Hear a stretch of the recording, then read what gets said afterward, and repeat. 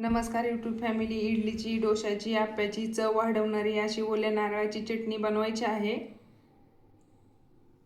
झटपट होणारी आणि चवीला पण तितकीच भारी लागणारी ओल्या नारळाची चटणी बनवायची आहे. त्यासाठी ओलं नारळ घेतलेलं आहे.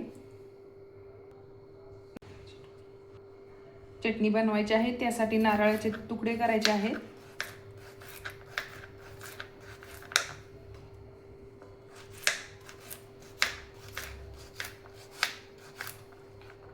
तुकडे बनवले आहेत जे मिक्सरच्या भांड्यामध्ये टाकायचे आहेत.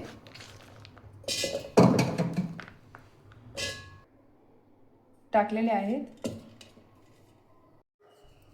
मिक्सरला नारळ टाकलेले आहेत. लसण, हिरवी मिरची, अर्धी वाटी डाळगा,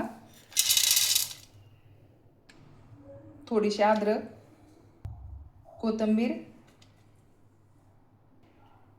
मिक्सरला बारीक बनवून घ्यायचे.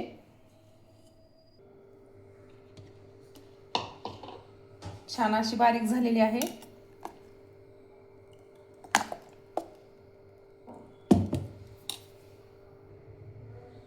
चटणी बनवून घ्यायचे.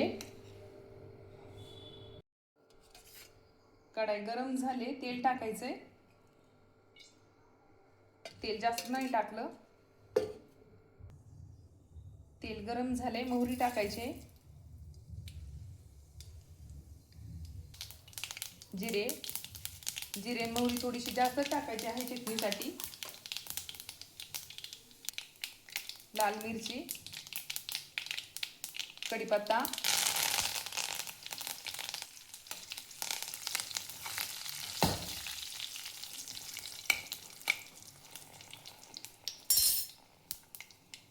नारळाची चटणी टाक.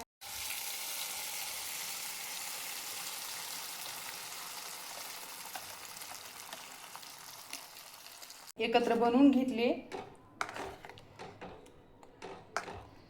थोडंसं पाणी टाकायचे. घट्ट झालेले आहे. एकत्र बनवून घ्यायची चटणी.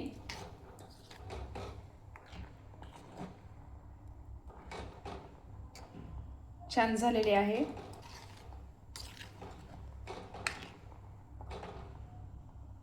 कोथिंबीर टाकायचे.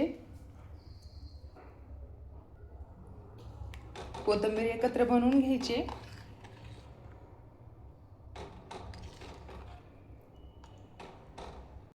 पाणी जास्त टाकलेलं नाही, अर्धा ग्लासच टाकलेला आहे. चवीपुरतं मीठ.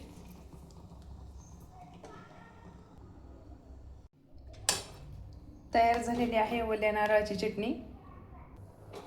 5 मिनिट ठेवायची आणि गॅस बंद करायचा आहे.